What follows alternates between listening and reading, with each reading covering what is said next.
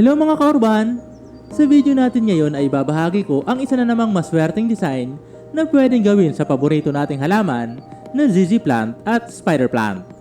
Isang tumpak na kombinasyon para sa dalawang indoor plant na talaga namang maiibigan mo. Ang una nating gagawin ay maghanap o mamili ng magandang dahon mula sa halamang Z plant. Ang pipiliin natin kaurban ay yung stem na kumpleto ang dahon at sariwa pa upang maganda ang kalabasan ng gagawin nating disenyo. Mag-ingat lamang sa pagkuha ng halamang ito, lalo na kung ikaw ay may sensitibong balat, dahil sa maaaring makapagpairita ng balat ang katas na mula sa halamang ito. Ang sunod naman nating kukunin ay ang spider plant.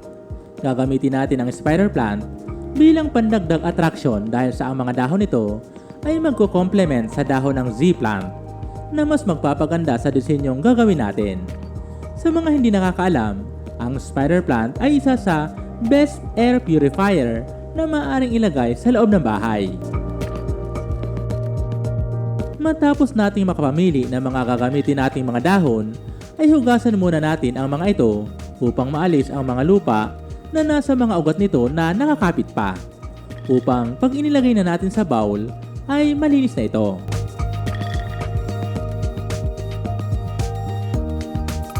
Ang sunod naman natin gagawin ay alisin ang mga natuyong dahon o yung matured na dahon na may brown spot sa halamang spider plant upang sariwa itong tingnan.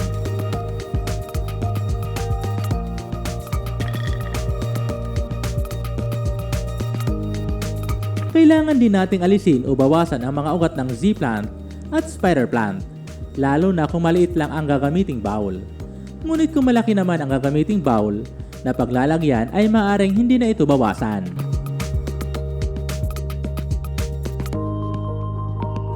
Ang sunod nating gagawin ay sisimulan na nating ilagay ang ZZ plant sa bowl. Ipwesto ito sa gitnang bahagi. Kailangan din natin ng maliliit na bato sa disenyong gagawin natin ngayon. Dahil sa pagkakataong ito ay hindi tayo gagamit ng lupa, bagkus mga bato ang gagamitin natin. Ibuhos lang ang maliliit na bato sa bowl habang hawak ang ZZ plant. At kapag sapat na ang naibuhos na bato at naisaayos na ang ZZ plant, ay isunod naman natin ang paglalagay ng spider plant sa mga gilid bilang dagdag dekorasyon at kulay na mag-complement sa halamang ZZ plant. Patuloy lang ang paglalagay ng maliliit na bato hanggang sa matabunan ang mga ugat ng spider plant.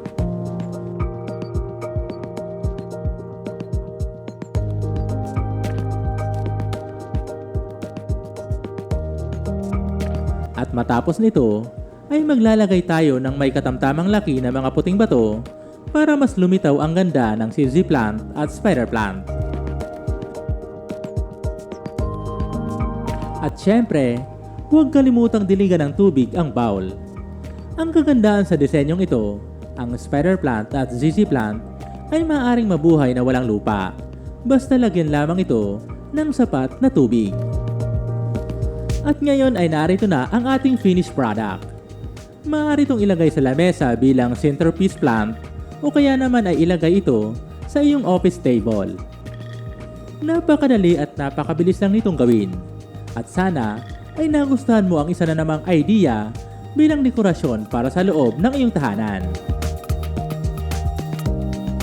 Ano ang masasabi mo sa disenyong ito?